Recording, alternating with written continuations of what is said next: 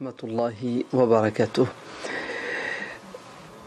Il est recommandé pendant le mois de Ramadan de s'adonner aux prières nocturnes qu'on appelle les tarawih, qui sont des prières surérogatoires. C'est bien de les faire à la mosquée en groupe, et si on ne peut pas, on les fait chez soi. Mais je voudrais quand même souligner ici la nécessité, pendant le mois de Ramadan, de respecter le voisinage. Lorsqu'on va à la mosquée, surtout la nuit. Vous savez que la nuit, les bruits, les nuisances se ressentent de manière beaucoup plus intense, puisque normalement c'est le calme.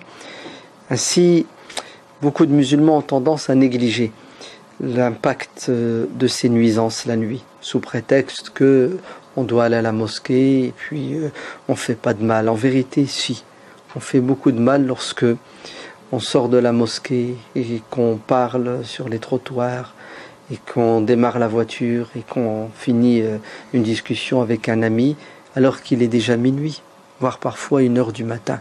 Comme si on était les seuls à vivre sur terre et qu'on ne dérangeait pas nos voisins non musulmans qui eux dorment à cette heure-là et ne leur est pas demandé de prier puisqu'ils ne sont pas musulmans. Alors je vous annonce une mauvaise nouvelle. Sachez que tout musulman qui ira à la mosquée la nuit pour faire des prières surérogatoires et qui dérangera ses voisins, sachez que il annule ses prières, car le péché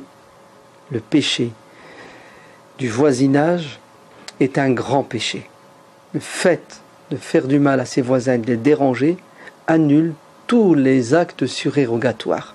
La preuve en est, c'est que le prophète sallallahu alayhi wa sallam a dit d'une femme qui priait et qui jeûnait. Donc les prières non obligatoires et les jeûnes non obligatoires. Donc une femme en apparence pieuse.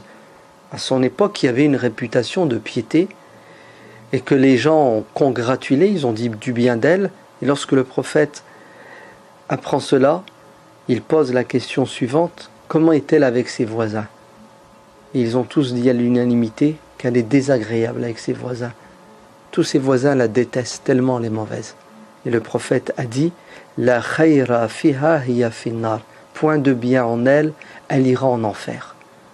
Donc vous voyez que les actes rituels, tels les prières ou les jeûnes, ne peuvent pas être considérés comme des actes de piété qui nous rapprochent de Dieu si, en parallèle, nous commettons un péché grave qui s'appelle déranger les voisins.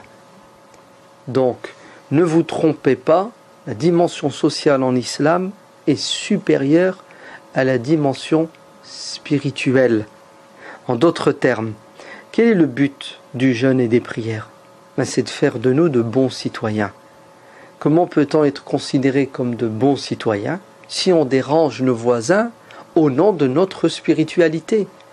Il y a une dimension verticale qui doit nous rapprocher de Dieu et une dimension horizontale qui doit nous rapprocher des créatures de Dieu. Et l'une ne doit pas se faire aux dépens de l'autre. Il doit y avoir un équilibre et une harmonie.